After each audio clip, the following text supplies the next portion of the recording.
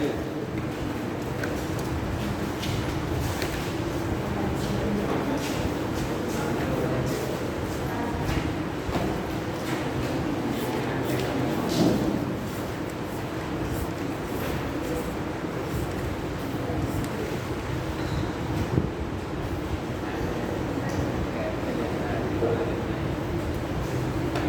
आज kingdom fungi start करना है, ठीक है।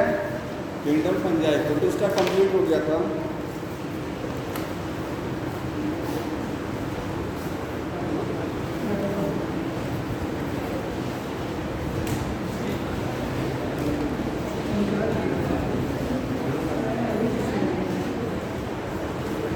किंगडम फंजाई में क्या क्या पढ़ना, देखिए पहले तो आपको जनरल फीचर पढ़ने हैं, ठीक है।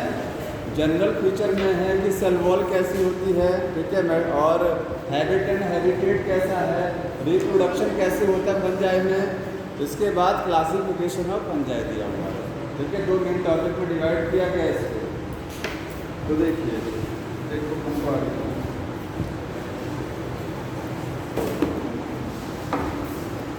किंगडम फंजाई क्या है, यूकैरियोट है। फंजाई क्या होती हैं, यूकैरियोट्स होती हैं, ठीक है। और कैसा यूकैरियोट है, हेटेरोट्रॉपिक यूकैरियोट। क्या लिखेंगे, फंजाई क्या है, हेटेरोट्रॉपिक यूकैरियोट। इसका मतलब समझ लें, अगर मैं यही बोलूँ फोटोट्रॉपिक यूकैरियोट का एग्जाम्पल बताइए तो क्या बताएंगे। फोटोट्रॉपिक यूकैरियोट कौन होता है, उसका एग्जाम्पल क्या है, प्लांट क्या है, यूकैरियोट है ना। फोटोट्रॉपिक है, और कोई है फोटोट्रॉपिक यूकैरियोट, डायटम, ठीक है। प्रोटिस्टा में यूकैरियोट की तो रखा गया है। अब जो यूकैरियोट फूड बना ले जाएगा वो क्या होगा, फोटोट्रॉपिक होगा। डायटम है, डायनोफ्लेजिलेट है, समझ में आ रहा है। फोटोट्रॉपिक यूकैरियोट, ये क्या है, हेटेरोट्रॉपिक, मतलब कोई भी फंजाई फूड नहीं बना सकती है, क्योंकि क्लोरोफिल नहीं होता है किसी फंजाई में, समझ में आ रहा है। हेटेरोट्रॉपिक का मतलब ही होता है जो अदर ऑर्गेनिज्म से न्यूट्रिशन को ले। तो फंजाई क्या होती है, हेटेरोट्रॉपिक यूकैरियोट है। क्लोरोफिल एब्सेंट होता है, क्लोरोफिल एब्सेंट होता है, सेल वॉल काइटिनेस, ठीक है।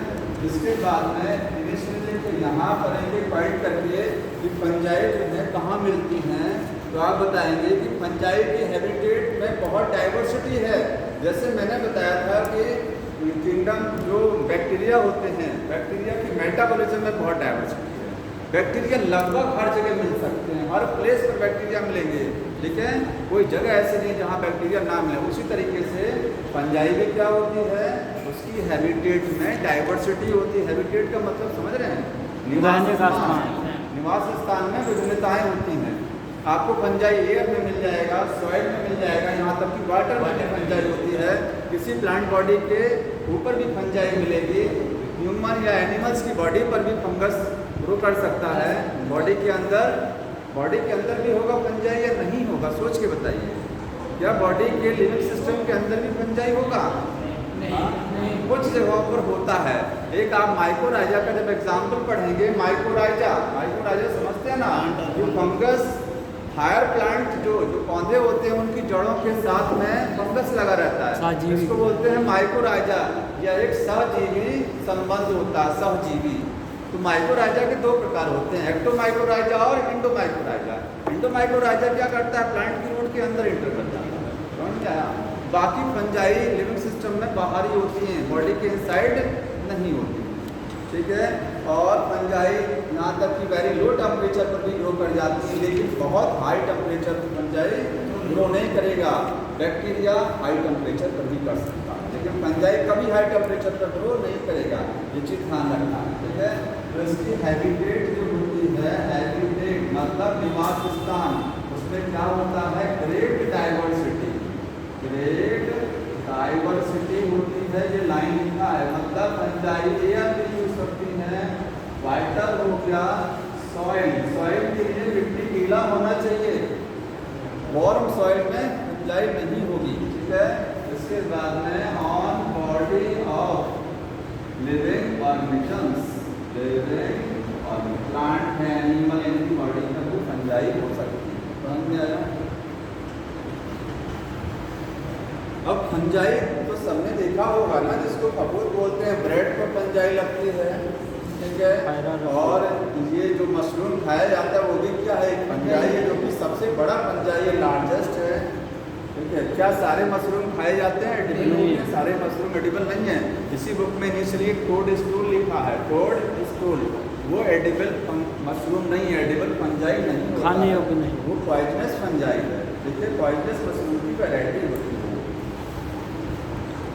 अब फंजाई जो होती है ये क्या है, मल्टी सेलुलर होती है। कैसी होती है? मल्टी सेलुलर होती है, बहुकोश की होती है, एक्सेप्ट, इसको छोड़ दीजिए, ईस्ट। ईस्ट एक ऐसा फंजाई है जो क्या है, यूनिसेलुलर फंजाई है। बाकी सारी फंजाई क्या होती है, मल्टी सेलुलर फंजाई होती है, ठीक है।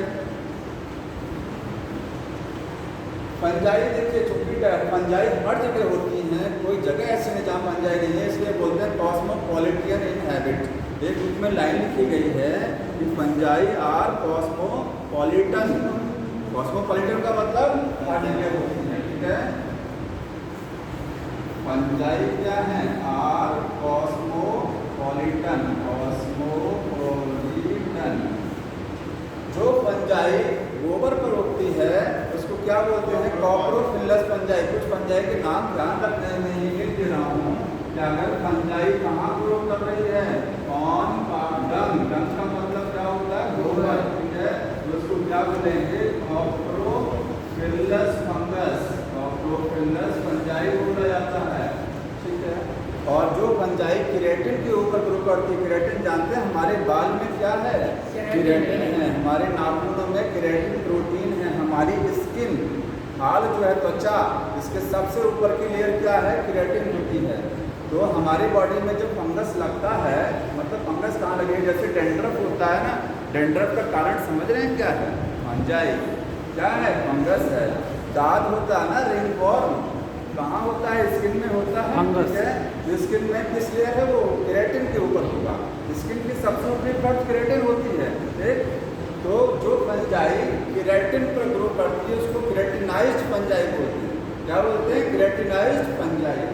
यहाँ पर है फंजाई ऑन केराटिन, केराटिन, उसको क्या बोलते हैं, केराटिनाइज्ड फंजाई। अगर कहा जाए कि ह्यूमन में हमारे शरीर पर फंजाई कहाँ ग्रो कर सकती है, तो केवल 3 जगहों पर फंजाई ग्रो करती है। या तो बालों पर, बाल की जो रूट होती है वहाँ ग्रो करेगा, स्किन पर ग्रो करेगा, या नेल्स में ग्रो करेगा, और कहीं ग्रो नहीं करेगा, समझ में आया। और सबके सब क्या है, केराटिन, सारी जगह केराटिन, केराटिनाइज्ड फंजाई होता है।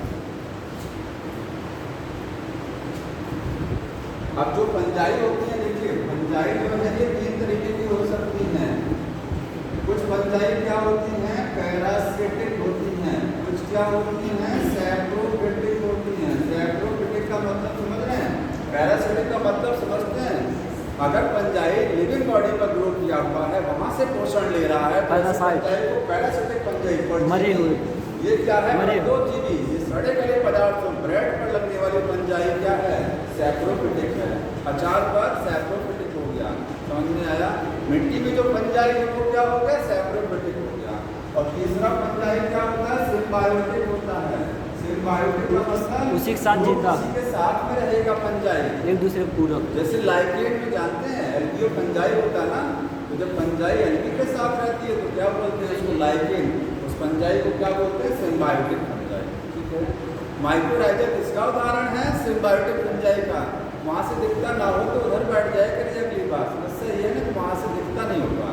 इसको अगली बार जब राहुल आए तो उसको किनारे करवा दीजिएगा, या फिर उसको ऊपर रख जाए, ठीक है। वहाँ से दिखता नहीं उन बच्चों को, अब दिखना ना ऊपर, लेकिन समस्या तो ये है ना। सिम्बायोटिक हो गया। देखिए क्वेश्चन आता है कि ज़्यादातर फंजाई क्या होती हैं, saprophyte. Most fungi are saprophyte, याद रखिए, मोस्टली जो फंजाई है वो सैप्रोफाइट, ये क्वेश्चन आता है। तो अब इसके एग्जाम्पल, जैसे जैसे जब क्लासिफिकेशन आप पढ़ेंगे ना, तो फंजाई का कौन सी पैरासिटिक है, कौन सी सैप्रोफिटिक है, कौन सी सिम्बायोटिक। लेकिन यहाँ मैं कुछ एग्जाम्पल बता देता हूँ, ठीक है। याद होना चाहिए, बुक में जो एग्जाम्पल दिए गए हैं, जैसे बुक में लिखा है L Vivo.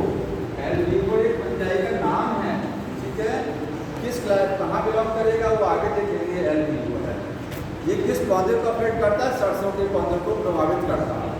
Rest of Puccinia. ये पैरासिटिक फंजाई है। इसके बाद पक्सीनिया फंजाई होती है। पक्सीनिया ये क्या है? ये भी पैरासिटिक फंजाई हो गया। और पैरासिटिक फंजाई का नाम एंटीगो हो गया, पक्सीनिया। ठीक है, एक आध एग्जाम्पल बच्चे और दिए होंगे, देखिए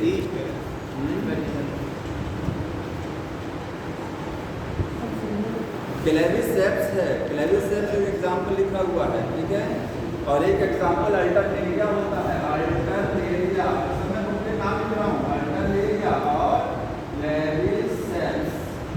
ठीक है, ये हो गया। एक एग्जाम्पल है फाइटोफोरा और फाइटोफोरा। इसलिए मैं लिखा रहा हूँ क्योंकि क्वेश्चन आएगा कि which of the following is the parasitic fungus. ये सब एनसीईआरटी के एग्जाम्पल हैं।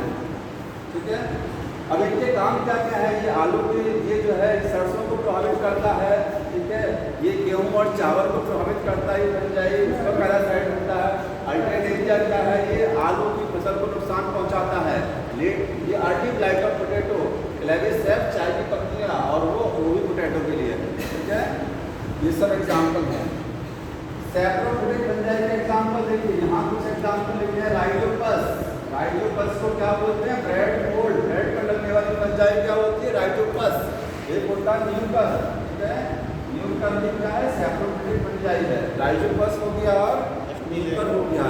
इसके बाद एक पेनिसिलिन फंजाई है। पेनिसिलिन जिससे क्या बनता है? एंटीबायोटिक। पेनिसिलिन, पेनिसिलियम फंजाई का नाम है। फंजाई का नाम क्या है? पेनिसिलियम।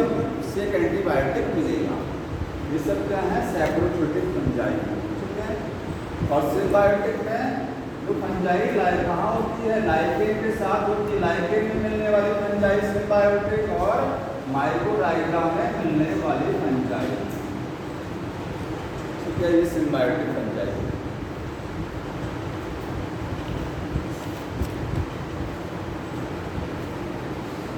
अब बॉडी का ऑर्गेनाइजेशन कैसा होता है? ठीक है, वो देख लेते हैं।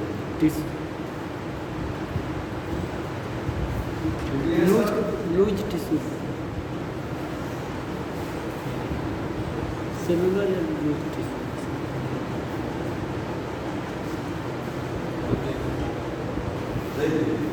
बॉडी ऑर्गेनाइजेशन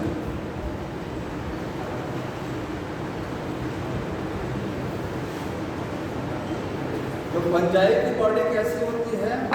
फंजाई की बॉडी में माइसीलियम होता है, जानते हैं सब लोग। एक फंजाई को छोड़ दीजिए, ईस्ट में क्या होता है? एक सेल है, सेल वॉल बाकी सारी फंजाई मल्टीसेलुलर बाउंड्रीज की फंजाई होती है। ठीक है, फंजाई को जो आप देखते हैं कहीं फंगस लगता है, जैसे धागे के तरीके से स्ट्रक्चर लगती है, हाइफी लगती है ना। एक धागे को क्या बोलते हैं? हाइफी। सारे धागे को मिला करके माइसीलियम। इसकी बॉडी को क्या बोलते हैं? माइसीलियम बोला जाता है। ठीक है, व्हाइट कलर का फंगस लगता है, देखे होंगे, माइसीलियम बोलते हैं। तो बॉडी क्या होती है? इसकी बॉडी को बोलते हैं माइसीलियम। वो कैसे बनता है? पतले पतले धागों से बनता है। तो made by thread, made by thread, पतले धागों से बनेगा। हाइफी बोलेंगे, हाइफी बोलेंगे।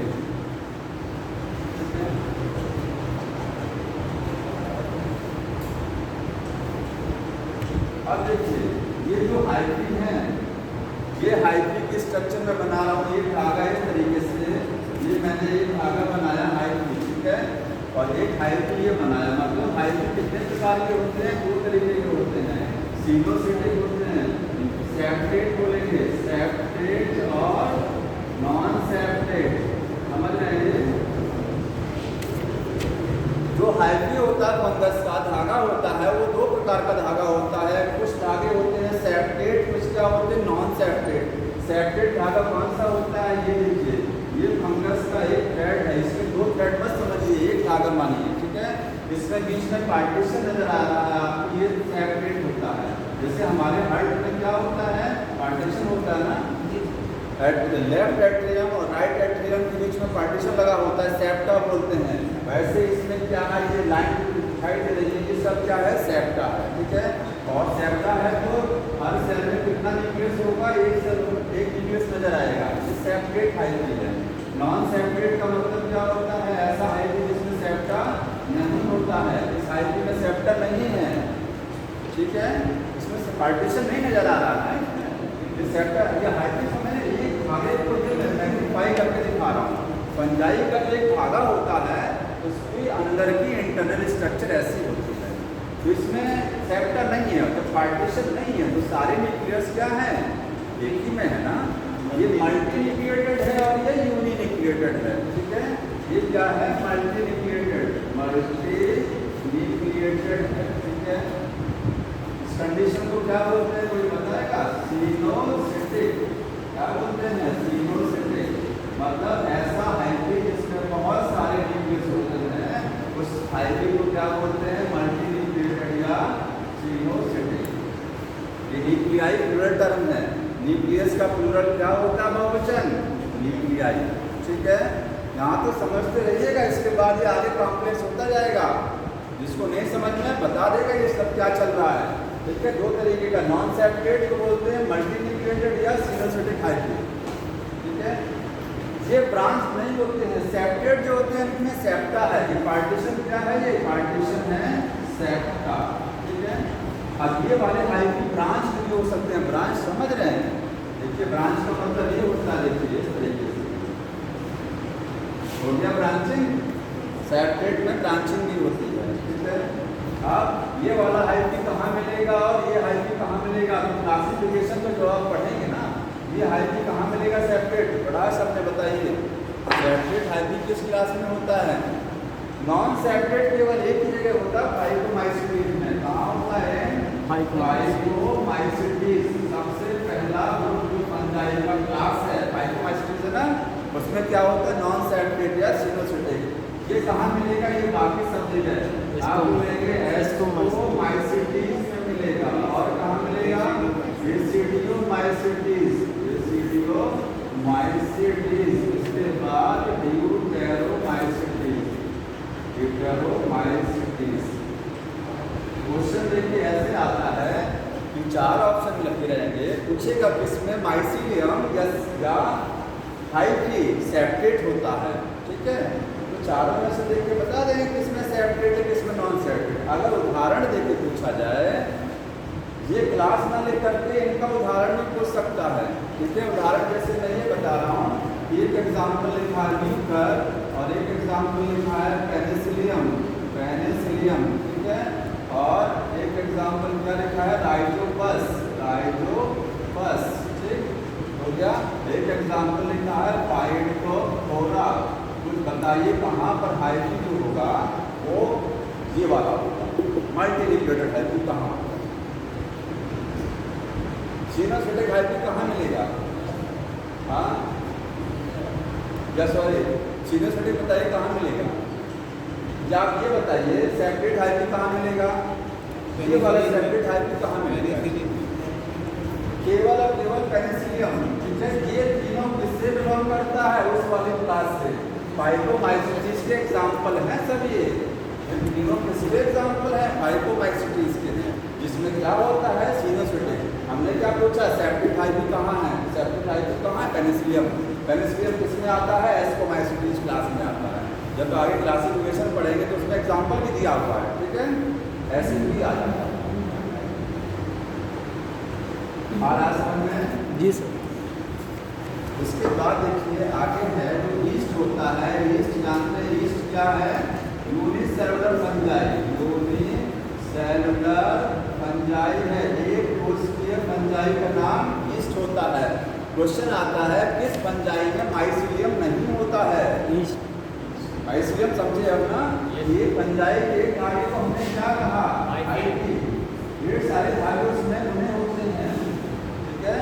पूरे को मिलाकर के क्या बोलेंगे, माइसीलियम, किस फंगस में माइसीलियम नहीं है, ईस्ट में माइसीलियम नहीं होता है, ठीक है, माइसीलियम एब्सेंट होता है, ध्यान रखिएगा। ईस्ट में क्या है, यहाँ पर माइसीलियम एब्सेंट है। जानते हैं क्यों एब्सेंट है, क्योंकि ईस्ट जो है वो यूनिसेलुलर बन जाएगा, एक कोष की है, जब एक कोष की बन जाएगी तो माइसीलियम कैसे बन जाएगा, सोचिए, एक कोष की बन जाएगी, माइसीलियम का मतलब होता है बहुत सारे धागे जो मिलते हैं वो तो एक कोष की बन जाएगी, एक सिंगल सेल वाला, तो कैसे माइसीलियम बन जाएगा, तो माइसीलियम नहीं होता है, ठीक है, माइसीलियम एब्सेंट। लेकिन कभी कभी आता है कि सीडोमाइसीलियम कहाँ होता है, माइसीलियम नहीं होता है। लेकिन अगर मैं ये ईस्ट दिखा रहे हैं, ईस्ट है ना, अगर इस ईस्ट में बडिंग होती है, सबको बताना बडिंग होती है, तो जब बडिंग होती है तो मान लीजिए देखिए बड लाइक स्ट्रक्चर बन रहे हैं, इस ईस्ट से बडिंग हो गया, ठीक है। तो ईस्ट में जब बडिंग होती है तो ईस्ट जो ऐसा दिखाई देता है, जैसे लगता है कि ब्रांच हो जाता है। ईस्ट में बडिंग के दौरान जब ईस्ट को देखा जाता है तो लगता है कि ईस्ट में क्या होती है, ब्रांचिंग नजर आती है। ये है ये, क्योंकि एक सिंगल ईस्ट जैसे मैंने बनाया, इसमें बडिंग होती है तो कुछ ऐसा बनेगा, यहाँ बड लाइक स्ट्रक्चर ऐसा बनेगा, ठीक है। और कोई ईस्ट है वहाँ पर ये बडिंग हो रही है, ये ईस्ट है इसमें बडिंग हो रही है, देखने में लगता है ये ब्रांच हो गया, देखने में क्या लगता है ब्रांचिंग नजर आ रही है। ये ब्रांचिंग नहीं है, वो तो बडिंग हो रही है। सीडोमाइसीलियम, फाल्स माइसीलियम, समझ में आ रहा है।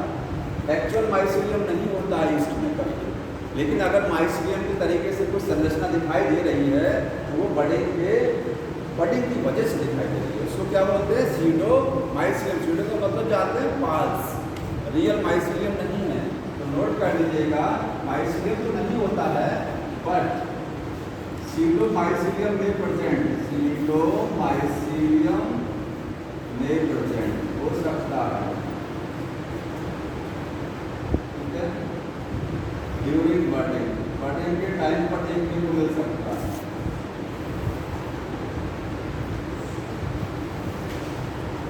ये हो गया। आगे देखिए, जल्दी से लिख लीजिए इसको, लिखिए। पंजाई के सेल वॉल किस चीज की बनी होती है, तो बोलेंगे सेल वॉल किस चीज की है, काइटिन की है, ठीक है। काइटिन की सेल वॉल होती है, प्लस क्या होता है, पॉलीसेकेराइड, मैंने बताया था पॉलीसेकेराइड। केवल काइटिन नहीं होता है, काइटिन प्लस पॉलीसेकेराइड। दिख रहा वहां से नहीं दिख रहा ना, पता नहीं दिख रहा है कैसे है। यहाँ लिखते हैं, आगे का मैटर में इधर लिख रहा हूँ। सेल वॉल बोलेंगे किस चीज की है, काइटिन है, ठीक है, प्लस क्या है, पॉलीसेकेराइड। तो मैंने एक चीज बताया था आपको कि chitin also a polysaccharide, chitin भी क्या है, पॉलीसेकेराइड है। तो अलग से क्यों लिखा गया पॉलीसेकेराइड, जबकि काइटिन भी तो पॉलीसेकेराइड है, कार्बोहाइड्रेट है, एक प्रकार का। बताइए कोई अलग से क्यों लिखा पॉलीसेकेराइड, क्योंकि काइटिन वाला पॉलीसेकेराइड नहीं, पॉलीसेकेराइड कई प्रकार के, स्टार्च एक पॉलीसेकेराइड है, ग्लाइकोजन एक पॉलीसेकेराइड है, सेलुलोज क्या एक पॉलीसेकेराइड है ना। तो काइटिन वाला काइटिन है, उसके अलावा भी जितने कुछ पॉलीसेकेराइड और भी हैं वो भी हो सकते हैं, अदर पॉलीसेकेराइड। ये जो लिखा प्लस पॉलीसेकेराइड का मतलब क्या है, अदर पॉलीसेकेराइड, ठीक है। काइटिन किससे बनता है, तो लिखेंगे पॉलीमर ऑफ NAG। कुछ याद आ रहा है, एनासिटाइल ग्लूकोसामाइन, बैक्टीरिया की सेल वॉल में होता है ये, एनासिटाइल ग्लूकोसामाइन का पॉलीमर है। जैसे ये बिल्डिंग बनी हुई है, ईंटों का पॉलीमर है, किसका बना है, ब्रिक्स का। तो ब्रिक्स का पॉलीमर है ना, हमारी बॉडी किस चीज़ का पॉलीमर है, सेल का, सेल से बनती है। वैसे ये काइटिन किससे बनता है, एनासिटाइल ग्लूकोसामाइन का पॉलीमर है, इससे मिल करके ये बनेगा, ठीक है, पॉलीमर ऑफ एनासिटाइल ग्लूकोसामाइन। क्या सारे पंजाई की सेल वॉल जो है वो काइटिन की बनी होती है, तो जब आप पढ़ेंगे फाइब्रोमाइसिटीज, उसकी सेल वॉल में सेलुलोज होता है, ध्यान रखिएगा। पहला ग्रुप जो फाइब्रोमाइसिटीज है उसकी सेल वॉल सेलुलोज की होती है, नोट कर लीजिएगा, नोट करके, ठीक है। ये फाइब्रोमाइसिटीज में क्या होता है, फाइब्रोमाइसिटीज सेल वॉल क्या होती है, सेल वॉल बनी होती है सेलुलोज की, इसीलिए फाइब्रोमाइसिटीज को हम बोलते हैं ये ट्रू पंजाई नहीं है।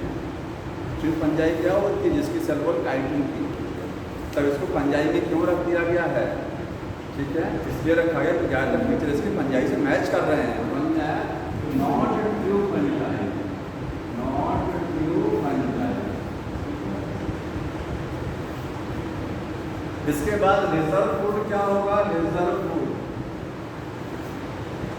फूड समझ में ना, एकत्रित भोजन। हमारे सेल में रिजर्व फूड क्या है? ग्लाइकोजन है। यहाँ पर वही सेम चीज, ग्लाइकोजन तो होता ही है, ग्लाइकोजन प्लस लिखेंगे ऑयल, एक चीज और होती है ऑयल, ठीक है। तो रिजर्व फूड क्या है? Glycogen plus oil. तो सेल वॉल हो गया, ये सारी चीजें हो गया।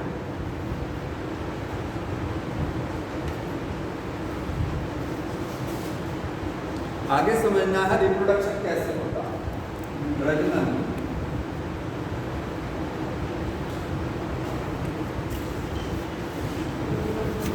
इसको ध्यान से समझिएगा, रिप्रोडक्शन कैसे है।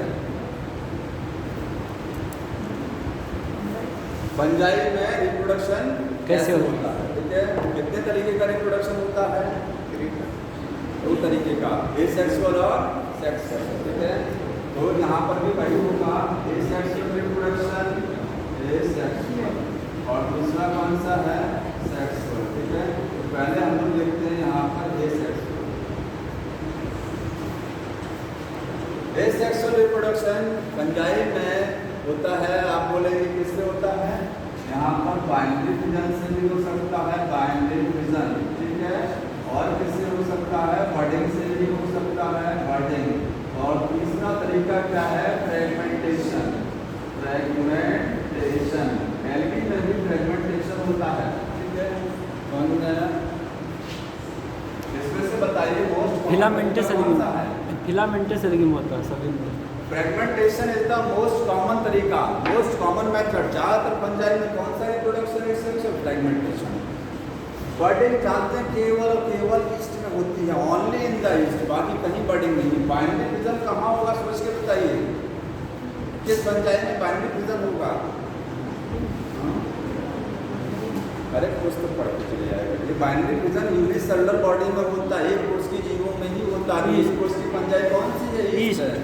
ईस्ट में बाइनरी फिजन भी हो सकता है, बर्डिंग भी हो सकती है, ठीक है।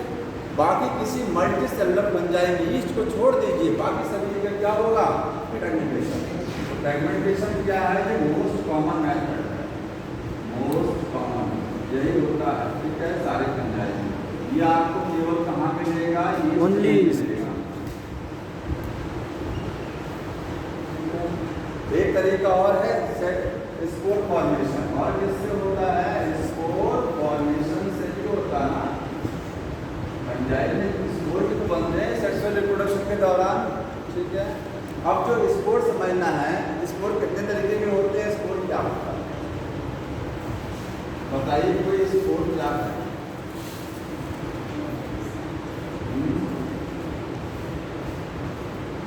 कोई बताएगा स्पोर किसको बोलते हैं? हाँ, रूटिंग बॉडी का नाम स्पोर नहीं है। बताइए कोई स्पोर क्या है? बहुत बार नाम सुनते होंगे, स्पोर है, क्या है स्पोर? स्पोर एक सेल का नाम है, एक सेल है, ठीक है, जो बनती है। आप बोलेंगे स्पोर कहाँ कहाँ बनता है? बोलेंगे आप फंजाई में स्पोर बनता है, और कहाँ बनता है? एल्गी में बनता है स्पोर, ठीक है। और बैक्टीरिया में बनता है, लेकिन वो इंडोस्पोर बनता है, वो बॉडी के अंदर वाला स्पोर है, ठीक है। स्पोर एक सेल का नाम है जो किसी बॉडी में अंदर बनेगा, और वो क्या करेगा? विपरीत परिस्थितियों में बनता है। कभी अनुकूल परिस्थितियों में स्पोर नहीं बनता है, याद रखें, ठीक है। फंजाई में, जैसे फंजाई जो है जब जून के महीने में, या मतलब बहुत गर्मी होती है, ठीक है, या बहुत ठंडक होती है, जब कंडीशन अनफेवरेबल होती है, तो फंगस क्या करता है? स्पोर बना देता है। ये 3 तरीके जो रिप्रोडक्शन के हैं, ये फेवरेबल कंडीशन में होते हैं, जब परिस्थितियाँ क्या होती हैं? अनुकूल होती हैं। बारिश के मौसम में किस समय फंगस किस मेथड से रिप्रोड्यूस कर रहा होगा? फ्रेगमेंटेशन। स्पोर फॉर्मेशन इस समय नहीं चल रहा है, ठीक है। कंडीशन क्या है? फेवरेबल है, मॉइस्चर है, टेम्परेचर भी है, मॉइस्चर भी है। एक चीज छूट गया कि फंजाई नोट कर लीजिएगा, फंजाई ग्रो कहाँ करती है? मॉइस्ट एंड वार्म प्लेसेस, ऐसी जगह जहाँ पर नमी है और थोड़ा सा गर्मी है, वहीं फंजाई ग्रो करेगा।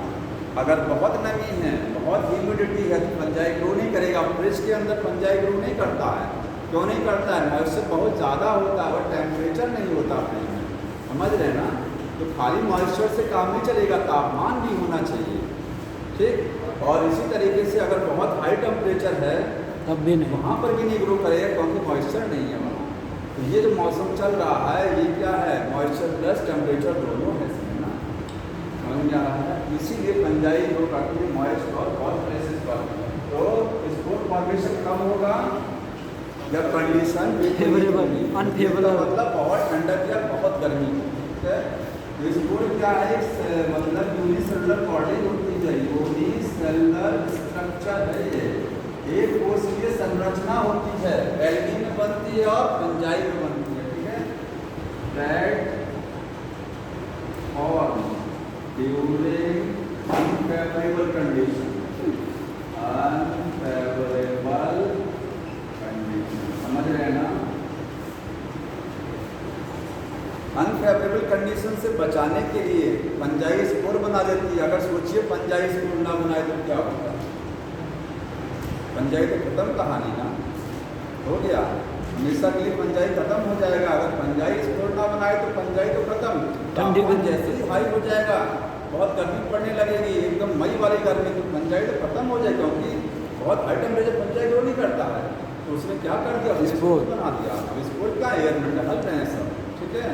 उसकी अगली जनरेशन आएगी वो स्पोर की फॉर्म में टहल रही है, जैसे मॉइस्चर आएगा तो उनको जनरेट कर देंगे और नया फंगस रेडी हो जाएगा। तो अगर स्पोर नहीं बनते तो विपरीत परिस्थितियों में फंगस क्या करता, मर जाता। समझ में आ रहा है, ठीक है। जैसे अमीबा को आप जानते हैं, अमीबा क्या करता है, विपरीत परिस्थितियों में अपने चारों तरफ एक सिस्ट बना लेता है, कवर मल्टीपल फिजन करता है, ठीक है। बाइनरी फिजन कब होता है अमीबा में, फेवरेबल कंडीशन परिस्थिति, तालाब में जब पानी होता है उस समय, ठीक। तो इससे बचने के लिए कोई हम लोग क्या करते हैं, स्पोर बना देते हैं। अब देखिए फंगस में जो स्पोर है वो दो तरीके के होते हैं। कुछ स्पोर ऐसे होते हैं जो किसी स्ट्रक्चर के अंदर बनेगा, some spore form inside a structure, क्या है, कुछ स्ट्रक्चर के अंदर बनेगा, मतलब फॉर्म इनसाइड स्पेशल स्ट्रक्चर। ऐसे स्पोर को क्या बोलेंगे, एंडोस्पोर। क्या बोलेंगे, एंडोस्पोर, मतलब किसी स्ट्रक्चर के अंदर बनने वाले। जैसे बैक्टीरिया में एंडोस्पोर बनता है ना, बैक्टीरिया की बॉडी के अंदर बनता है, ठीक है। जो स्पोर बाहर बनते हैं फॉर्म आउटसाइड, किसी स्ट्रक्चर के अंदर नहीं बनेंगे, ऐसे स्पोर को क्या बोलेंगे, एक्टोस्पोर, ठीक है। ये है एक्टोस्पोर। कौन से स्पोर एंडोस्पोर होते हैं, कौन से एक्सो होते हैं, इस पर क्वेश्चन आता है, समझ में आ रहा है। यहाँ पर देखिए एंडोस्पोर मतलब किसी स्ट्रक्चर के अंदर बनने वाले स्पोर का नाम नोट कर लीजिए, जूस्पोर। क्या है, जूस्पोर, ठीक है। कहाँ बनेगा, जब क्लासिफिकेशन अभी बताएंगे उसमें बताएंगे कि पाइकोमाइसीटीज फंगस में बनता है जूस्पोर, ठीक है। और दूसरा क्या है, एक टेनोस्पोर,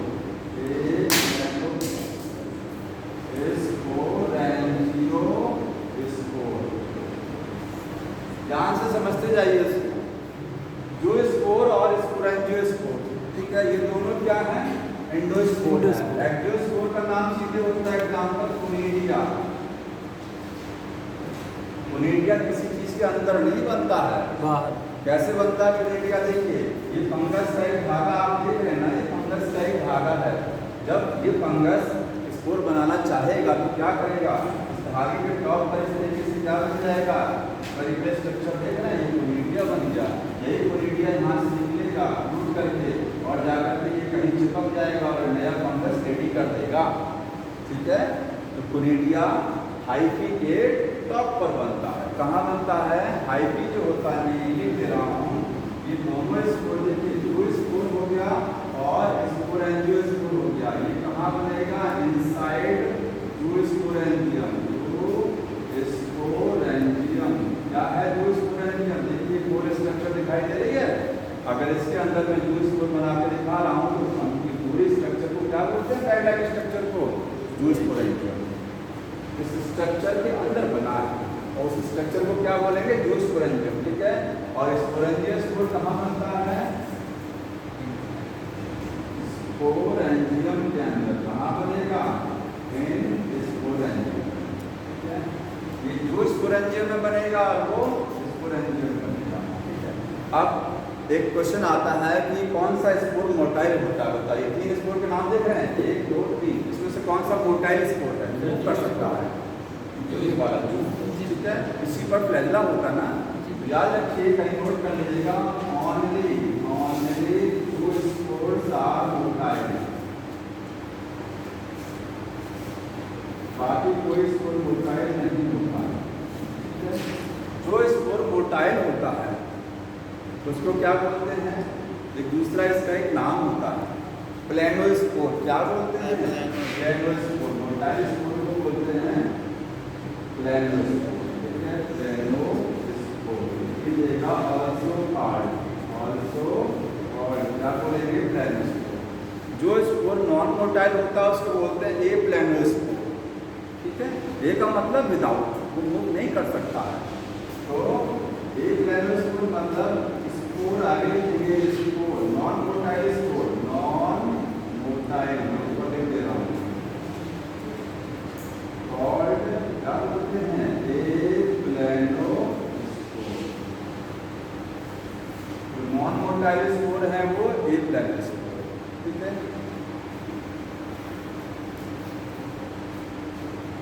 ये स्पोर के टाइप हो गए, कितने तरीके के स्पोर बन सकते हैं।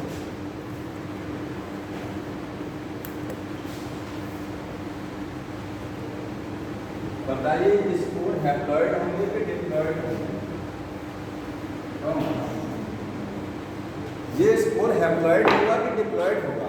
अच्छा, फंजाई की बॉडी हैप्लॉइड होती है कि डिप्लॉइड होती है? हैप्लॉइड डिप्लॉइड समझ रहे हैं ना?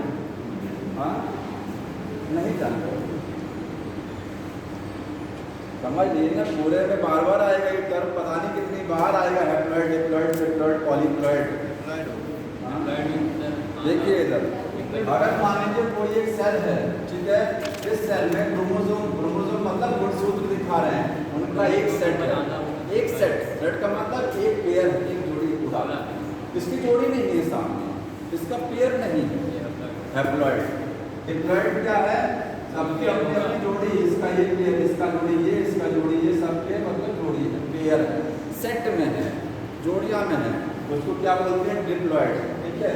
अब इसी में ट्रिप्लॉइड क्या होता है? देखिए 3, 1 2 3, इसका कितना सेट है? 3 सेट है।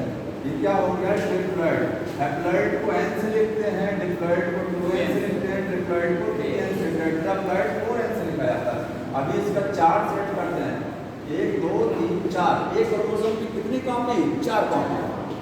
हमारी बॉडी की हर सेल क्या है? डिप्लॉइड है। 46 क्रोमोसोम होते हैं ना, 46 में 23 इधर होता है और 23 इधर होता है। ये पहला वाला जो होता है उसका सामने उसके जोड़ीदार होता है, इसको सबका क्लियर है। पंजाई की बॉडी हैप्लॉइड। अब सोच के बताइए किस किस की बॉडी हैप्लॉइड है? बताइए, कहीं नोट कर लीजिएगा। हैप्लॉइड बॉडी किस किस की होती है? हैप्लॉइड। हैप्लॉइड में लिखना single set of chromosome. Chromosome का एक ही सेट होता है, सामने उसकी जोड़ी नहीं होती है। ठीक है। आपको हैप्लॉइड मिलेगा। बैक्टीरिया की बॉडी कैसी है? हैप्लॉइड है, ध्यान रखिए। बैक्टीरिया डिप्लॉइड नहीं होता है। ठीक है। फंजाई की बॉडी क्या है? हैप्लॉइड है। एल्गी, ज्यादातर एल्गी क्या होती हैं? Haploid. Most algae are haploid. कुछ एल्गी हैं जो डिप्लॉइड होती हैं। ठीक है। जब आप प्लांटी किंगडम पढ़ेंगे उसमें एल्गी का जिक्र आएगा तो पता लगेगा कि कुछ एल्गी डिप्लॉइड हैं, बाकी सारी एल्गी क्या होती हैं? हैप्लॉइड होती हैं। तो एल्गी, मोस्ट एल्गी। और ब्रायोफाइट्स भी क्या हैं? हैप्लॉइड। टेरिडोफाइट से डिप्लॉइड स्टार्ट होता है। टेरिडोफाइटा है जिम्नोस्पर्म, एंजियोस्पर्म। समझ में आ रहा है? ये सब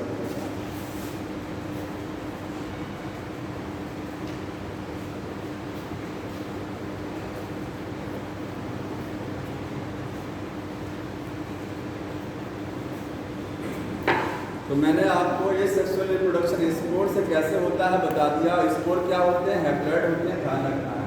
अब देखिए सेक्सुअल रिप्रोडक्शन कैसे होता है। फंजाई में सेक्सुअल रिप्रोडक्शन का मतलब समझ में लैंगिक जनन, ठीक है, सेक्सुअल रिप्रोडक्शन। तो सेक्सुअल रिप्रोडक्शन 3 स्टेप में होता है। इसके जो बुक में स्टेप्स लिखे गए हैं, क्या लिखे हैं स्टेप। पहला स्टेप कौन सा है, प्लाज्मोगेमी, प्लाज्मोगेमी है, ठीक है। दूसरा क्या है, कैरियोगेमी, कैरियोगेमी। और तीसरा स्टेप क्या होता है, जाइगोटिक मियोसिस, जाइगोटिक मियोसिस, ये लिखा गया है ना। 3 स्टेप में होती है सेक्सुअल रिप्रोडक्शन, ठीक है।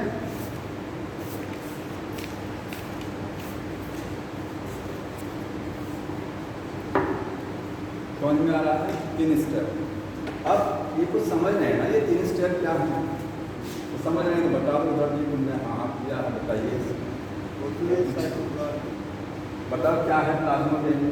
ये पर्ची में ऐसे कर दिया, साइटोप्लाज्म द्वारा प्लाज्मोगेमी। देखिए जैसे मान लीजिए ये फंजाई का एक धागा देख रहे हैं, फंजाई का एक धागा, ठीक है। सेक्सुअल रिप्रोडक्शन 2 फंजाई के धागे के बीच में होना चाहिए, 2 फंजाई होना चाहिए ना, तभी तो सेक्सुअल रिप्रोडक्शन होगा, ठीक है। फंजाई का एक धागा हो गया, दूसरा धागा बगल में है, समझ में आया। इस धागे में ये क्या होगी, सेल होगी, क्योंकि फंजाई क्या होती है, मल्टी सेलुलर होती है ना। कैसे स्ट्रक्चर है, मल्टी सेलुलर बॉडी है। इसमें ये एक सेल का नाम है, ये एक सेल है, इसमें एक सेल हो गया, ठीक है।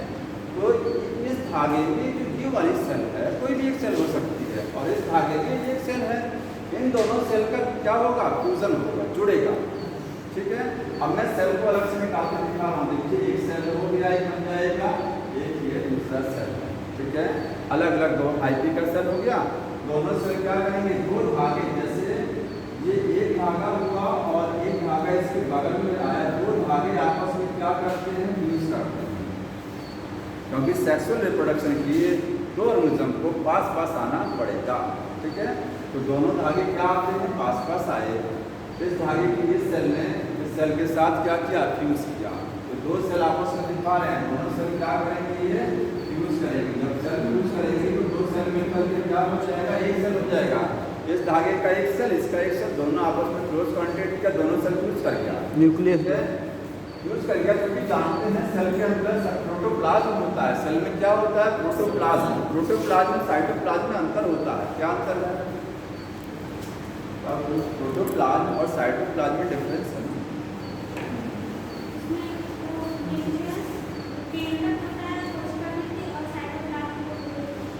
कोशिका वृत्ति नहीं बोलेंगे, बैठ जाइए। देखिए ये सेल होती है ना, सेल में ये न्यूक्लियस है। सेल के अंदर जितना भी भरा हुआ, जो कुछ भरा हुआ सेल के अंदर, सब क्या है, प्रोटोप्लाज्म। जितना भी कुछ भरा सेल के अंदर, मतलब सेल के अंदर ये सेल है, सेल मेम्ब्रेन होती है। अगर ये प्लांट सेल है तो बाहर सेल वॉल होगा, बैक्टीरिया है तो बाहर क्या होगा, सेल वॉल होगा, फंजाई तब भी सेल वॉल होगा, ठीक है। सेल मेम्ब्रेन के नीचे का सारा एरिया क्या होता है, प्रोटोप्लाज्म। प्रोटोप्लाज्म, साइटोप्लाज्म का न्यूक्लियस, सेल के अंदर न्यूक्लियस होता है, न्यूक्लियस के बाहर का सारा मटेरियल क्या है, साइटोप्लाज्म। तो साइटोप्लाज्म प्लस ये न्यूक्लियस, न्यूक्लियस और प्लस साइटोप्लाज्म, दोनों मिला के क्या बोलते हैं, प्रोटोप्लाज्म। तो प्रोटोप्लाज्म साइटोप्लाज्म में अंतर यह है कि प्रोटोप्लाज्म में न्यूक्लियस भी आता है, साइटोप्लाज्म में क्या होता है, अगर मैं लिखूं कि प्रोटोप्लाज्म का मतलब क्या होता है, तो बोलेंगे cytoplasm plus nucleus, cytoplasm plus nucleus और प्रोटोप्लाज्म। साइटोप्लाज्म में न्यूक्लियस के बाहर का सारा मटेरियल है, उसमें सेल ऑर्गेनेल्स रहते हैं, समझ में आ रहा है, कोशिका में रहते हैं उसके अंदर, ठीक है। तो 2 सेल का क्या फ्यूज कर रहा है, बताइए। न्यूक्लियस तो फ्यूज नहीं किया ना, क्योंकि न्यूक्लियस ऐसे ही है ना, 2 सेल का लिक्विड फ्यूज किया। अब बुक में तो लिखा गया है फ्यूजन ऑफ द प्रोटोप्लाज्म, लेकिन ये कुछ हद तक सही नहीं माना जाता, ठीक है।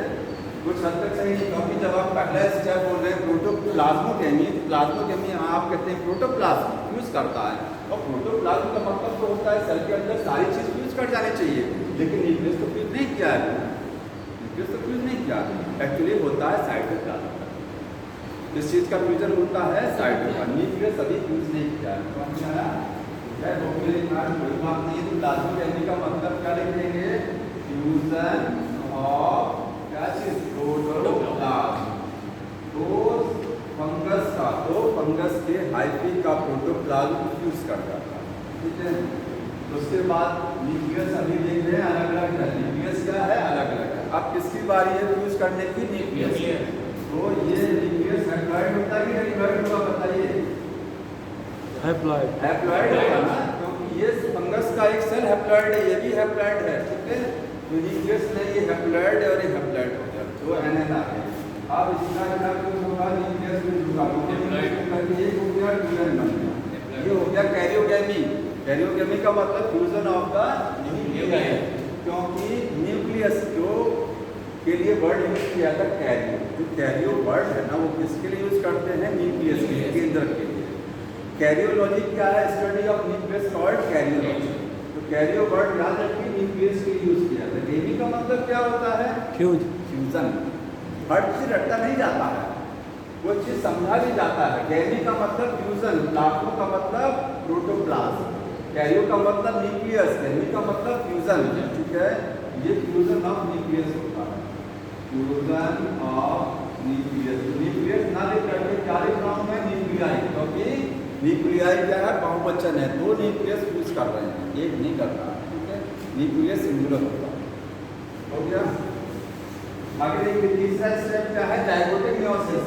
जानते हैं जब न्यूक्लियस फ्यूज कर जाएगा तो जो स्ट्रक्चर बनेगी इसको हम जाइगोट कह सकते हैं कि नहीं कह सकते हैं? बताइए। स्पर्म और ओवा फ्यूज करके जाइगोट बनाते हैं। एक सेल ये थी, एक वो थी, अगर इसको मेल मानिए उसको फीमेल फंगस का मानिए, तो उन्होंने फ्यूज करके जाइगोट बना लिया। जाइगोट क्या हो गया? 2N हो गया। अब ये 2N हो गया, इस जाइगोट से क्या बनना है? मियोसिस होकर फिर से नया फंगस रेडी होना पड़ेगा, नहीं होना पड़ेगा। आखिर सेक्सुअल रिप्रोडक्शन होता है, ह्यूमन में होता है, बच्चे बनते हैं, यहाँ पर सेक्सुअल रिप्रोडक्शन हो रहा है, जाइगोट बन रहा है, इस जाइगोट से नया फंगस रेडी करना पड़ेगा। तो अगर जाइगोट से डायरेक्ट हो जाएगा नया फंगस रेडी, तो नया फंगस तो डिप्लॉइड हो जाएगा। कैसा हो जाएगा? डिप्लॉइड। मियोसिस होता है हैप्लॉइड। तो इस जाइगोट में क्या कराना पड़ेगा? मियोसिस। मियोसिस जानते हैं अर्धसूत्री विभाजन होता है। क्या होता है? अर्धसूत्री विभाजन। जितना क्रोमोसोम है उसका आधा हो जाएगा, ठीक है। क्या हो जाएगा? आधा। तो जाइगोट से जब मियोसिस होगी तो नया फंगस अब रेडी हो जाएगा, मियोसिस के दौरान। समझ में आ रहा है? तो 3 स्टेप यही है। जाइगोटिक मियोसिस का मतलब होता है मियोसिस इन जाइगोट, जाइगोट में मियोसिस होना। अब देखिए, अब एक चीज बताइए, क्या स्पोर जो है सेक्सुअल रिप्रोडक्शन में भी बन सकते हैं? अलैंगिक जनन में स्पोर बना था, ठीक है। कौन कौन से स्पोर थे? पुनीडिया था, और क्या था? जू स्पोर था, और स्पोरेंजियोस्पोर। 3 स्पोर के नाम NCERT लिखा है, देखिए समझ में आ रहा है। सेक्सुअल रिप्रोडक्शन में भी क्या स्पोर बनता है? बनता है, यहाँ पर भी स्पोर बनेगा। दोनों के स्पोर में अंतर जान लीजिए, इसमें भी स्पोर बनेंगे, ठीक है। इसमें भी क्या बनेंगे? स्पोर बनेंगे। तो देखिए इसको हटा देना,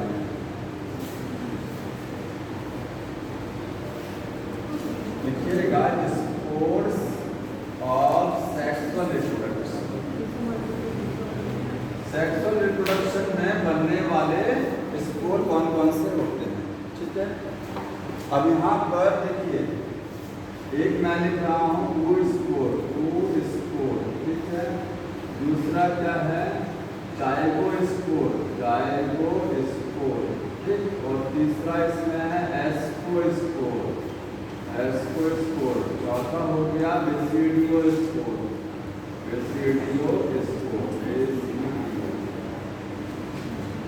ये 4 तरीके के स्पोर हैं, ठीक है। 4 तरीके की क्लासिफिकेशन, इसलिए कहते हैं ना आगे पढ़ के चले आएंगे, तो बार बार बोलना पड़ता ना, आगे है तो आगे है, तो आगे पढ़े रहिए थोड़ा सा एडवांस में, ठीक है। ये 2 स्पोर कहाँ मिलेंगे आपको?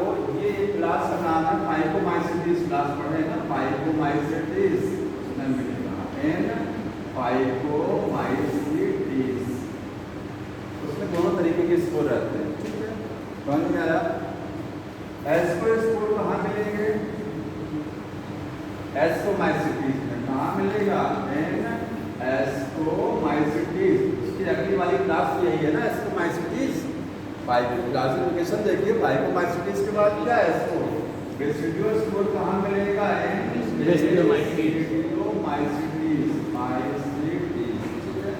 उस क्लास में मिलेगा। ड्यूटेरोमाइसीटीज में कोई सेक्सुअल स्पोर नहीं बनता है क्योंकि सेक्सुअल रिप्रोडक्शन नहीं होता है, याद रखना है, ठीक है। जो अगली क्लास से बचती है कौन सी वाली?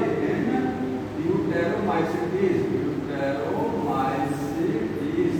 नो सेक्सुअल स्पोर, कोई सेक्सुअल स्पोर नहीं बनेगा क्योंकि बिकॉज सेक्सुअल रिप्रोडक्शन एब्सेंट होता है। तो क्या बताइए, ये सेक्सुअल स्पोर तो मिलेगा ना? ये सेक्सुअल स्पोर तो मिलेगा ना, अभी बताया मैंने। ड्यूटेरोमाइसीटीज में क्लैमिडिया बनता है। क्लैमिडिया कौन सा स्पोर है? ये सेक्सुअल स्पोर, ठीक है। अब क्वेश्चन ऐसे आएगा कि 4 ऑप्शन आपको देगा कि एक जगह लिखना रहेगा क्लैमिडिया, एक जगह लिखना रहेगा, इसमें से तीनों अगर यहाँ पर 3 ऑप्शन ये है, एक ऑप्शन क्लैमिडिया है। इनमें से कौन सा ए सेक्सुअल स्पोर? इनमें से कौन सा ए सेक्सुअल स्पोर? ए सेक्सुअल का नाम है क्लैमिडिया। 3 ए सेक्सुअल के नाम बताए, तो 4 क्या है सेक्सुअल स्पोर के नाम, ठीक है। और कहाँ कहाँ कौन सा स्पोर बनता है ये भी पता होना चाहिए। ये सेक्सुअल स्पोर है, जो क्लासिफिकेशन अभी एक टेबल में बता देंगे, समझ में आ जाएगा क्लियर कट। ये हो गया। एक चीज बची है, डाइकैरियोन क्या होता है? डाइकैरियोन, इसी को बोलते हैं डाइकैरियोटिक फेज। डाइकैरियोटिक फेज बोला जाता है। ध्यान से समझिए, कुछ नहीं, इस पर भी आता है, बहुत इंपॉर्टेंट है, ठीक है, जिनके ध्यान से। अभी मैंने आपको सेक्सुअल रिप्रोडक्शन के कुछ स्टेप बताए थे। 3 स्टेप होते हैं ना। पहला स्टेप प्लाज्मोगेमी, दूसरा स्टेप कैरियोगेमी, तीसरा जाइगोगेमी। ये 2 सेल है जिनको फ्यूज करना है, तो पहले क्या फ्यूज करेगा? दोनों का साइटोप्लाज्म फ्यूज करेगा, प्रोटोप्लाज्म नहीं कहेंगे, साइटोप्लाज्म फ्यूज करेगा, ठीक है। अब किसकी बारी है फ्यूज करने की? न्यूक्लियस। अभी तक क्या कंप्लीट हुआ बताइए? इस स्टेप में केवल एक चीज पूरा प्लाज्मोगेमी कंप्लीट हुआ है, और कुछ हुआ नहीं, प्लाज्मोगेमी। अगले स्टेप में क्या होगा? दोनों न्यूक्लियस फ्यूज कर जाएगा, बनेगा जाइगोट, बनेगा ना। यहाँ से यहाँ तक का स्टेप क्या बोला जाएगा बताइए? यहाँ से यहाँ तक का स्टेप कैरियोगेमी बोलेंगे ना, ये कैरियोगेमी बोलेंगे, कैरियोगेमी। अब इस जाइगोट बन गया ट्यूबेन, ठीक है। इस जाइगोट से मियोसिस करानी है ना, नया फंगस बनाना है, फंगस मियोसिस होगा, मियोसिस। ये तीसरा स्टेप जाइगोटिक मियोसिस हो गया, ठीक है। 3 स्टेप। कुछ फंजाई ऐसी होती हैं, ठीक है, कुछ फंजाई, इसमें से कौन से? एसिडी और ये वाली फंजाई देख रहे हैं, और ये वाली फंजाई। इसकी खासियत ये है कि इन 2 फंजाई में ये जो न्यूक्लियस फ्यूज कर रहा है वो तुरंत फ्यूज नहीं करता है। जैसे ध्यान सुनिए, 2 सेल आपके पास में है, ये 2 सेल हैं, दोनों का न्यूक्लियस है। 2 सेल फ्यूज किया, पहले क्या फ्यूज करेगा? साइटोप्लाज्म, फिर क्या फ्यूज करेगा? न्यूक्लियस। जैसे ही साइटोप्लाज्म फ्यूज करता है, तत्काल में न्यूक्लियस भी फ्यूज कर जाता है, देर नहीं लगता, ठीक है, तुरंत फ्यूज करता है। पहले साइटोप्लाज्म फ्यूज करेगा, तत्काल न्यूक्लियस फ्यूज कर जाएगा। दोनों स्टेप लगातार हो जाते हैं, मतलब प्लाज्मोगेमी और कैरियोगेमी लगातार हो जाती है, ठीक है, तुरंत। लेकिन कुछ फंजाई ऐसी होती हैं, ये 2 फंजाई ऐसी हैं जिसमें प्लाज्मोगेमी के तत्काल बाद कैरियोगेमी नहीं होती है, कुछ गैप रहता है। साइटोप्लाज्म तो फ्यूज कर गया, लेकिन न्यूक्लियस नहीं फ्यूज किया है। तो जब न्यूक्लियस नहीं फ्यूज करेगा तो आपको क्या देखिए, ये मैंने देखिए, अगर ये बताइए, ये 2 सेल फ्यूज किया, बन गया जाइगोट।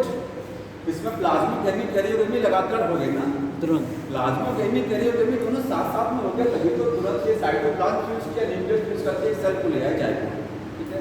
लेकिन इन दोनों में क्या होता है? इन दोनों में जाइगोट तुरंत नहीं बनता है। पहले क्या होगा? साइटोप्लाज्म का न्यूक्लियस थोड़ी देर तक अलग अलग टहलते रहेंगे, न्यूक्लियस थोड़ी देर तक अलग अलग रहते हैं, समझ आया? ये प्लाज्मोगेमी के तत्काल बाद कैरियोगेमी नहीं होती है। तो जब नहीं होगा तो 2 न्यूक्लियस आपको सेल के अंदर 2 न्यूक्लियस दिखाई देगा, दिखेगा, ठीक है, बाकी जगह दिखता नहीं है। इतनी जल्दी में होता है कि कैरियोगेमी तुरंत पूरी हो जाती है। इसी स्टेज को बोलते हैं डाइकैरियोटिक स्टेज। डाई का मतलब 2, कैरियोट का मतलब न्यूक्लियस। जब एक सेल में 2 न्यूक्लियस रहते हैं फंगस में, तो इस स्टेज को बोलते हैं डाइकैरियोटिक फेज, ठीक है। ये फेज किसके बीच में है बताइए? प्लाज्मोगेमी और इसके बीच में है कैरियोगेमी। भाई प्लाज्मा गैमी का मतलब साइटोप्लाज्म में यूज करना है, प्लाज्मा गैमी हो गया, ठीक है। और उसके बाद जब न्यूक्लियस यूज करेगा तो कैरियोगैमी हो जाएगा। जितनी देर तक न्यूक्लियस नहीं यूज किया जाता है उतनी देर तक क्या होता है, डाइकैरियोटिक स्टेज रहती है। समझ में आ रहा है? जैसे ये दो न्यूक्लियस हैं, ठीक है, दोनों न्यूक्लियस तत्काल फ्यूज कर गए तो कैरियोगैमी कंप्लीट, फ्यूज नहीं है, अलग अलग है न्यूक्लियस, तो क्या चल रहा है, डाइकैरियोटिक स्टेज चल रही है। जब ये पूरा हो जाएगा फ्यूजन कंप्लीट हो जाएगा, ठीक है। तो डाइकैरियोटिक फेज क्या होती है, इसमें लिखेंगे न्यूक्लियस, दो न्यूक्लियाई, ऐसे लिखेंगे karyogamy, karyogamy not immediately, immediately का मतलब after plasma, after plasmogamy, plasmogamy. जब प्लाज्मोगैमी के तत्काल बाद कैरियोगैमी नहीं होती है उस स्टेज को बोलते हैं डाइकैरियोटिक। और cell contain two nuclei, cell में दो न्यूक्लियाई होते हैं, दो न्यूक्लियाई। डायग्राम से ऐसे दिखा दीजिएगा, दो न्यूक्लियस है। क्वेश्चन आता है ये किसके बीच की स्टेज है, तो प्लाज्मोगैमी और कैरियोगैमी के बीच का स्टेज है ये, ठीक है। हाँ, इस चीज को नोट कर लीजिएगा। तीसरा पॉइंट नोट करिएगा, stage between plasmogamy and karyogamy.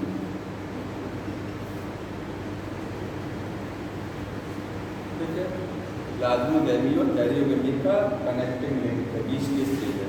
कहाँ मिलेगा ये एग्जाम्पल, इन एस्कोमाइसिटीज में होता है, एस्कोमाइसिटीज और बेसिडियोमाइसिटीज में होता है, डाइकैरियोटिक स्टेज।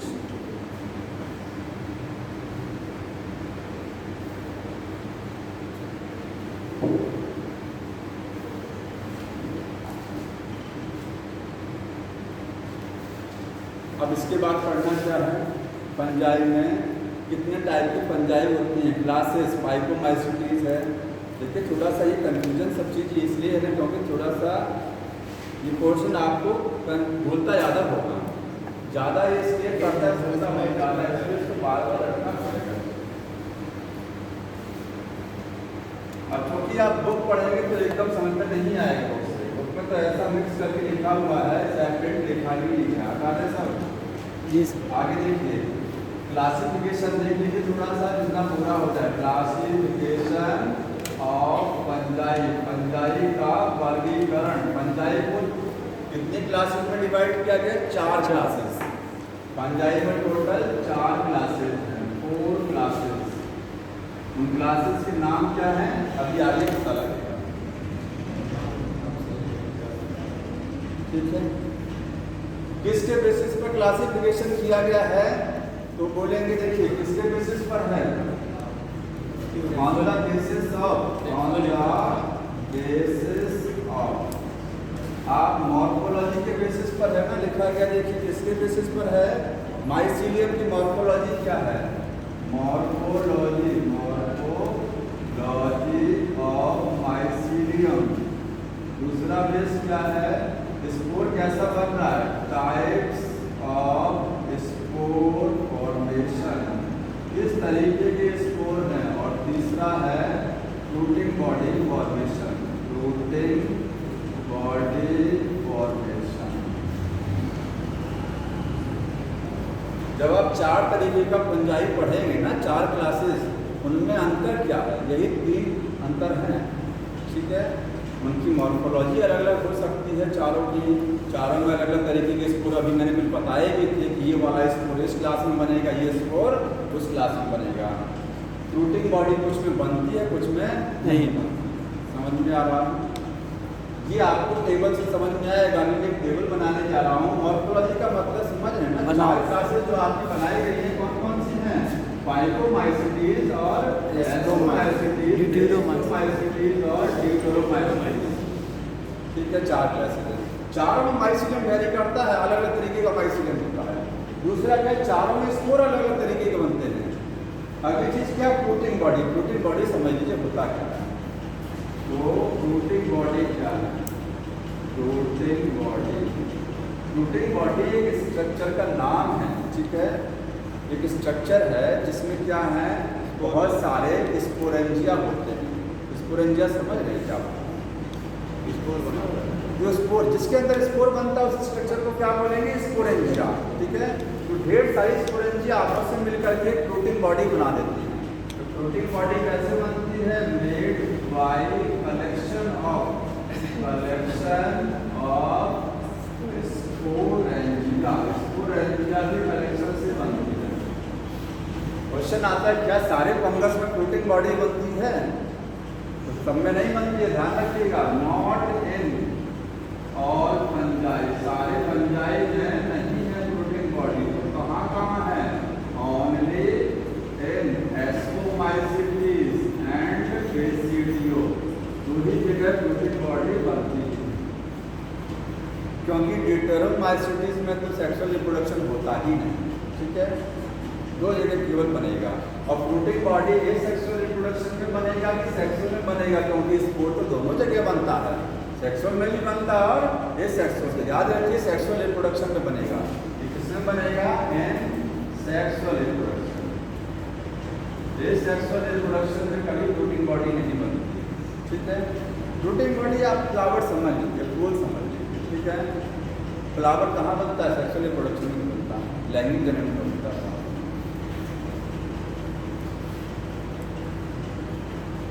यहाँ से जो हो गया प्रोटीन बॉडी किस किस फंगस में मिलेगा देखिए।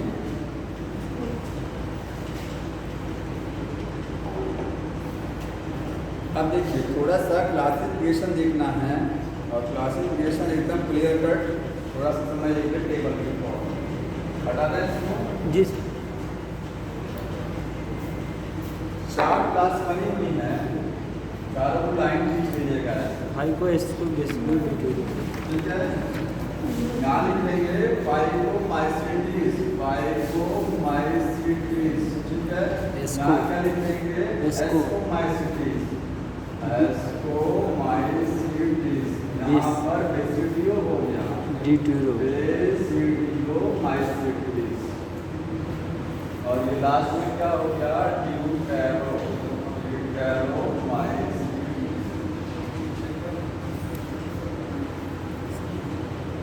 ऐसे टेबल फॉर्म में थोड़ा सा लर्न रहेगा माइंड में, नहीं भूल जाएंगे। उसमें जो लिखा है ना वो पैराग्राफ फॉर्म में लिखा है, वो बहुत जल्दी भूल जाते हैं, कंफ्यूजन हो जाता है उसमें। अब देखिए कुछ मैंने चीज़ें पहले बता दी। एस फाइकोमाइसिटीज, इसको 2 ग्रुप में डिवाइड किया गया है। ठीक है, ओमाइसिटीज, ओमाइसिटीज और जाइगोमाइसिटीज, जाइगोमाइसिटीज। याद रखिए दो अलग अलग ग्रुप। ये सब क्लास के नाम हैं, ये चारों क्या है? क्लास हैं, क्योंकि किंगडम है फंजाई। ठीक है, किंगडम के अंडर में क्लास होती है ना, तो ये 4 क्लासेस हैं। फाइकोमाइसिटीज को 2 ग्रुप में डिवाइड किया गया, ओमाइसिटीज और जाइगोमाइसिटीज। जो फाइकोमाइसिटीज होती है, एस्कोमाइसिटीज का दूसरा नाम लिख लीजिएगा, इसको बोलते हैं सैक फंजाई। क्या बोलते हैं? Sac fungi. ठीक है, क्या बोलते हैं? Sac fungi. बेसिडियोमाइसिटीज को क्या बोलते हैं? Club fungi. इसका नाम क्या है? Club fungi. ड्यूटेरोमाइसिटीज का नाम है इम्परफेक्ट फंजाई, इम्परफेक्ट फंजाई। तीन नाम सबके। इसका एक नाम होता है, इसको बोलते हैं एल्गल फंजाई। क्या बोलते हैं? Algal fungi. तो फाइकोमाइसिटीज को एल्गल फंजाई क्यों बोला जाता है? क्योंकि फाइकोमाइसिटीज वाटर में रहता है, हमेशा नहीं। ज़्यादातर मेंबर क्या है? एक्वाटिक है। मोस्टली क्या है? ये एक्वाटिक है। देखिए पढ़ लीजिए, लाइन यहाँ लिखा गया होगा।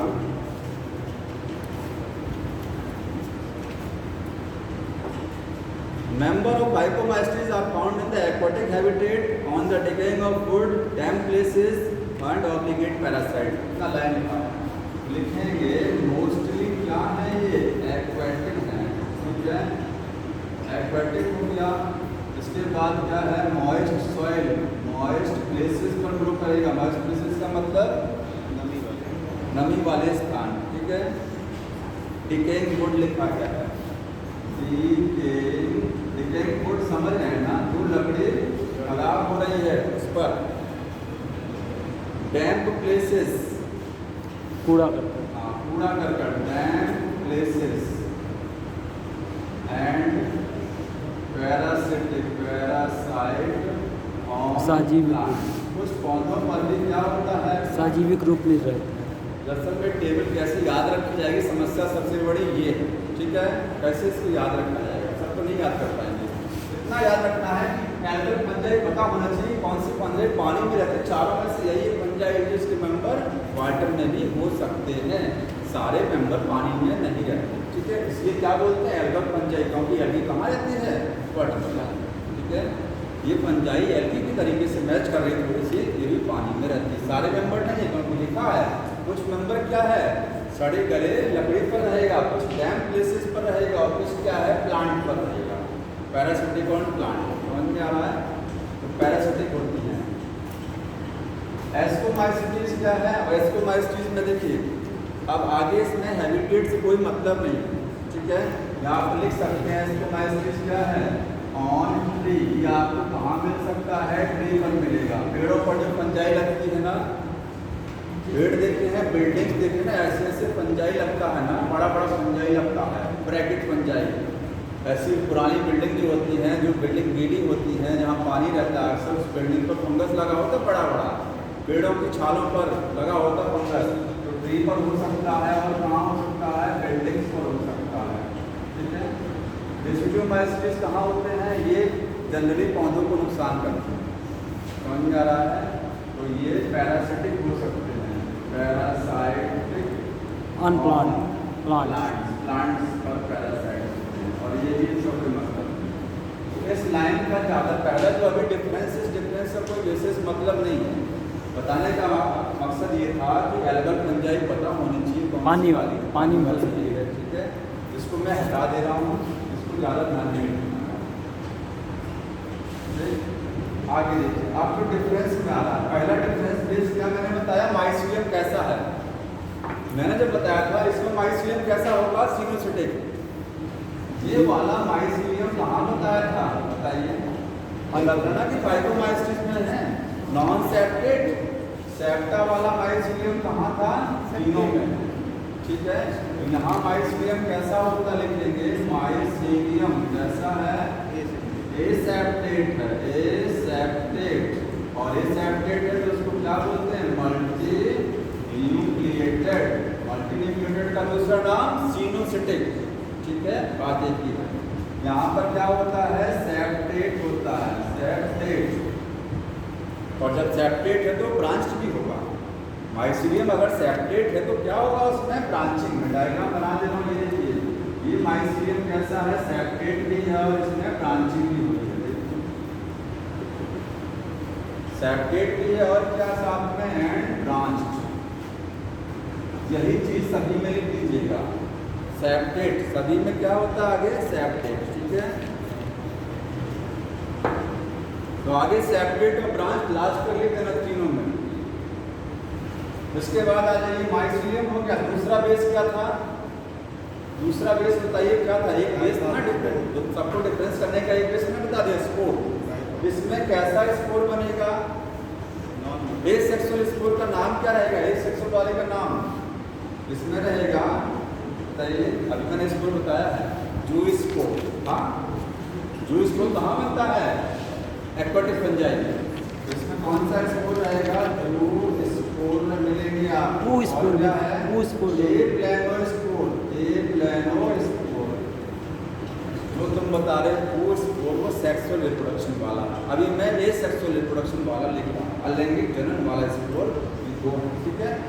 इसमें अलैंगिक जनन वाला स्पोर कौन सा मिलेगा, एक ही बच्चा है ना, कौन सा बच्चा अलैंगिक जनन का, दिन बताया था, कौन सा बच्चा, कोनिडिया, बताया ना। इसमें क्या मिलेगा, एस्कोमाइसिस में कोनिडिया। यहाँ एक सेक्सुअल रिप्रोडक्शन होता ही नहीं है, यहाँ पर एक सेक्सुअल रिप्रोडक्शन नहीं होता है, इसके कोई स्पोर नहीं मिलेगा। ये सेक्सुअल अलैंगिक जनन वाला कोई स्पोर इसमें नहीं नजर आता है, क्यों, क्योंकि ये सेक्सुअल रिप्रोडक्शन क्या होता है, absent by spore, spore absent होता है। ऐसा नहीं है कि सेक्सुअल रिप्रोडक्शन नहीं है, स्पोर के माध्यम से सेक्सुअल रिप्रोडक्शन नहीं होता है, तब किसके माध्यम से होगा, बच्चा जो दो तरीका, कौन सा बाइनरी डिवीजन और फ्रेगमेंटेशन। अब चूंकि ये मल्टी सेलुलर फंजाई तो बाइनरी डिवीजन होने का नहीं है, बर्डिंग होगा नहीं, तो बचा कौन सा तरीका, फ्रेगमेंटेशन। तो लिखेंगे asexual reproduction by spore absent होता है, ठीक है, एंड अकर्स बाय वन, किस चीज से होता है, फ्रेगमेंटेशन। एक ही तरीका है, फ्रेगमेंटेशन से एसेक्सुअल रिप्रोडक्शन होता है, बाकी कोई तरीका नहीं, ठीक, कोई सेक्सुअल स्पोर नहीं बनेगा। डिक्टोरोमाइसिस में कोनिडिया, क्या लिखेंगे यहाँ पर, कोनिडिया। ये एसेक्सुअल स्पोर के नाम हो गए। अब आ जाइए सेक्सुअल स्पोर, कौन सा वाला, सेक्सुअल। तो अगर आप चाहिए तो इसके सामने लिख सकते हैं, इस लाइन के सबसे इधर लिख सकते हैं ये सेक्सुअल स्पोर, ठीक है। आगे नीचे क्या लिख सकते हैं, सेक्सुअल स्पोर। कैसे सेक्सुअल स्पोर बन रहे हैं बताइए, सेक्सुअल स्पोर का नाम क्या है, ऊ स्पोर। कैसे रटेंगे, ऊ माइसिटीज है तो क्या बन गया, ऊ स्पोर, ठीक है। यहाँ क्या बन गया, ऊ स्पोर।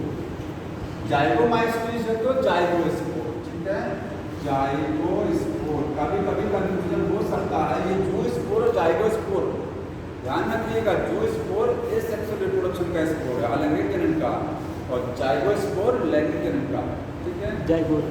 इसके बाद यहाँ कौन सा बनेगा, एस्को स्पोर, एस्को स्पोर, ठीक है। और यहाँ क्या बनेगा, बेसिडियो स्पोर, बेसिडियो स्पोर।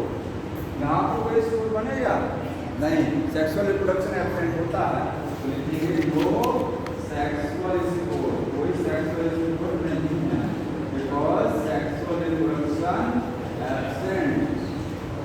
इसीलिए इस फंजाई को क्या बोलते हैं, इम्परफेक्ट फंजाई बोलते हैं। ये फंजाई परफेक्ट नहीं है, क्यों नहीं है बताइए, क्योंकि बताइए रिप्रोडक्शन का सबसे अच्छा तरीका कौन सा माना जाता है, सेक्सुअल के सेक्सुअल, सेक्सुअल होता है ना, वेरिएशन उसी से तो आता है। और अच्छे वाला तरीका इसमें गायब है, अच्छा वाला प्रजनन का तरीका इसमें गायब है, इसलिए इम्परफेक्ट है, परफेक्ट फंजाई नहीं है। यहाँ इसको इम्परफेक्ट क्यों बोलते हैं, नोट कर लीजिएगा, because best method of reproduction, जो रिप्रोडक्शन का सबसे अच्छा तरीका है, मतलब इसको क्या बोलते हैं आप, सेक्सुअल रिप्रोडक्शन बोलते हैं ना, अच्छा वाला तरीका ही गायब होता है, इम्परफेक्ट। थोड़ा थोड़ा डिटेल इनका भी है, जब आप थ्योरी पढ़ रहे हैं ना, उसमें पैराग्राफ में इनकी भी डिटेल लिखी हुई है, इनका डिटेल नहीं जाता। एस्को स्पोर, बेसिडियो स्पोर का थोड़ा सा डिटेल इसको बताएंगे, कि कितने एस्को स्पोर बनते हैं और कितने बेसिडियो, 4 एस्को स्पोर 8 बेसिडियो स्पोर, ठीक है।